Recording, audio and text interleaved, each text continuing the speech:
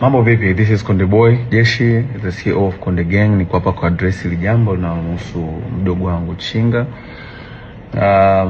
Kwanza kabisa nikiri kwamba mdogo wangu alinitumia message na kuniomba kwamba anataka kutoka kwenye label akawa independent artist. Nami nilimjibu straight kwamba mdogo wangu, wish all the best. I got you back all the time as usual. Kachini na viongozi wa Konde Gang, video contracts, mfanolize, muone mnafanyaje. Contract inasema endapo atataka kuterminate na ku-own master, kununua ku-own master.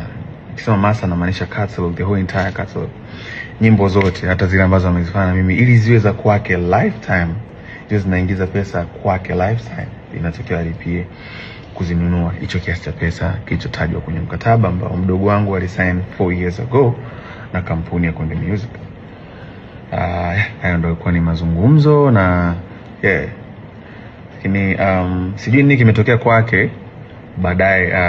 Akaja kusema kwenye social media kwamba nimemdai kiasi cha bilioni 1. Nikiri kwamba sijamdai kiasi cha bilioni 1 na nisingependa pesa yangu tena ije kunichafua mwenyewe. I did my best. I wish him all the best. Nampenda sana, msupporteni sana. He's an independent artist from now on. Nikiwa naongea promoters, mkiwa na show mwiteni, fanye pate risk, aisaidie familia yake. Even though lengo tupate risk wote kama ilivyo mwanzo, as you know, ni biashara na tulikuwa tukijitahidi kwa uwezo wetu kuwekeza ili kukuza career ya msanii ambayo itakuwa ni lifetime na kuchange maisha yake. So far tumshukuru Mungu kwa support yetu, tumeweza kufanikisha kuwaletea superstars kadhaa ikiwemo Chinga, kina Angela, Kili Chidi walikuwa kina Country Boy, na wao wote waliondoka hakuja kuwa na matatizo yote, na wote wana own master zao na for good and for peace. Hamna mtu yote mwenye malalamiko ya kudaiwa. So that's how we live by lifting each other.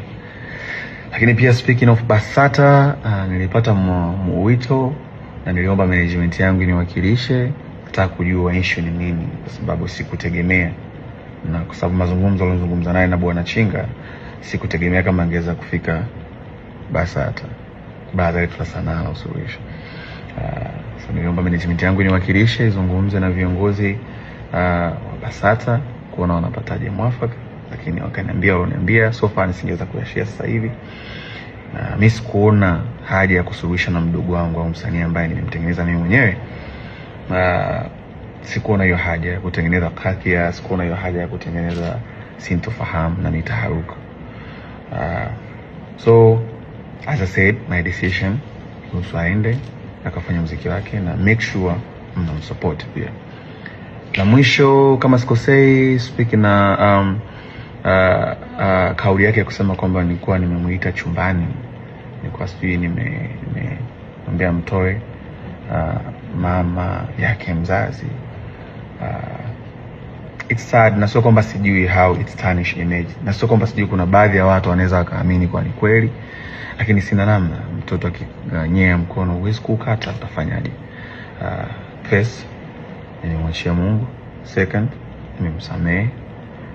Na mwisho namwombea. Mimi sihitaji msamaha wote kutoka kwake.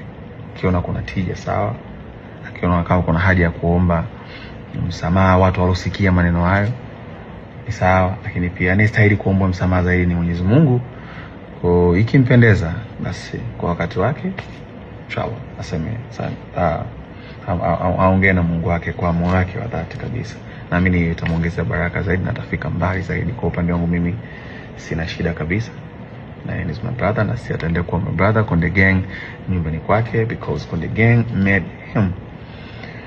Kwa hiyo wish him all the best.